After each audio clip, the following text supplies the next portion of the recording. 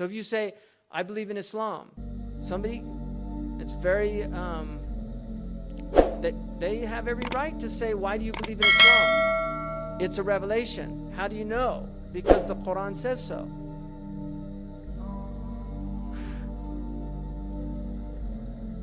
Well, how do you know that the Quran is true? Because it's from God. Well, how do you know? Because it's a revelation. Well, how do you know that? Because God said so. Where did he say that? In the Quran. You know, that drives atheists crazy. That's called circular reasoning. You're not.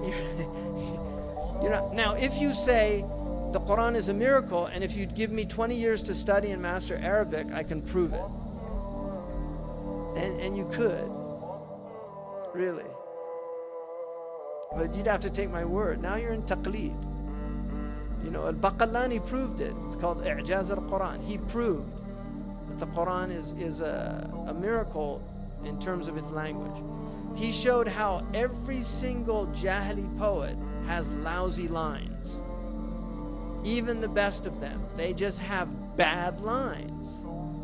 But he showed how rhetorically, by the standards of rhetoric, he said that you cannot find any way to improve on making a statement in the Quran. There's nothing, he said, that you could rhetorically tweak. You know, editing, if you've ever done editing, you can always make something better. But at a certain point, you can't say it better. There's certain things you cannot say them better than the way they've been said. Right? To be or not to be. You're not going to improve on that. It's just, you're not going to improve on that. To be or not to be, that is the question. You're not going to improve on that. Like, should I exist or shouldn't I exist? Should I commit suicide or shouldn't I commit suicide? Right? I mean, there's other ways to say what he was saying. But as far as the English language goes, you're not going to improve on that. Love is not love that alters when it alteration finds, or bends with the remover to remove. You're not going to improve on that. I don't think if you sat there, love is not love that alters when it alteration finds.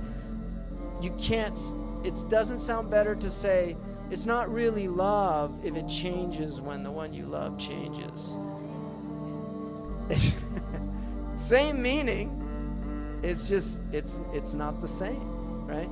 And so he showed that, but that takes a long time to learn that, you know?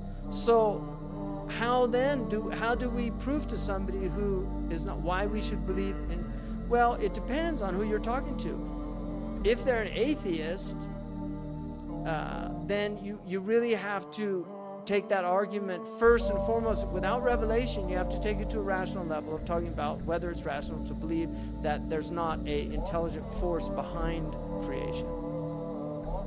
The idea that this just popped into existence from nothing. If they're Abrahamic, then you would have to argue what the Bible says, like the Old Testament, because they believe in the Bible. So there's a starting point. The Bible says that in the Old Testament it says the difference between a true prophet and a false prophet. If what the prophet says comes true, then he's a true prophet.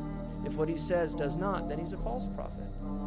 So we have plenty of evidence to show that our Prophet ﷺ prophesied things that were impossible to know in the 7th century and have come true. Many things.